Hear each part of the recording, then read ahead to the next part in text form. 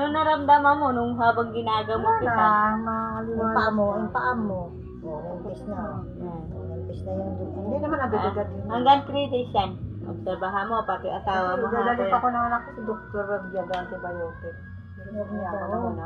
Oo, daw na. Hindi ka na. Hintayin ko yung 3 days. Oo. Hintayin mo 3 days bago ka. Ginamot ka na nga. Diba ano ba sabi ni Papa Jesus? Ikaw naman din ako mausap kay Papa Jesus. Minom ko na ng balagang bayabas. Mas magtiwala kayo sa ginawa ni Papa Jesus na ano sa inyo, kung ano ibinigay sa inyo. Ikaw naman ang kumausap kay Papa Jesus, hindi naman ako. Ikaw din ang nanghingi ng kung ano i-advise na gamot dyan, di ba?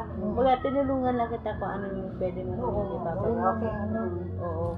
Wag kayo tayo mag-ugas o ugasan lang ng bayabas yan. Bayabas na yan. Hindi pa tayo tapos sa gamutan. Akala mo, may pamunas ka ba dyan? May pamunas. Yan. Ito, habang ano kanina. Ito pwede to. Diyan ka niya, watch. Di ba may gloves ka? Pero yung gloves.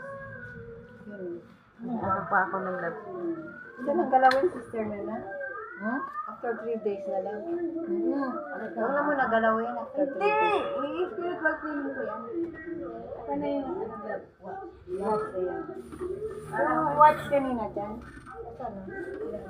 Ano ka ba? Watch ka po. Kanina ka pa? Kanina ka pa. Ihi muna ako. Ihi na ako. Kanina ka pa dyan? Ito white ba yun? Hindi ko agadating lang. Ay, asap. Dali, dali. Labas.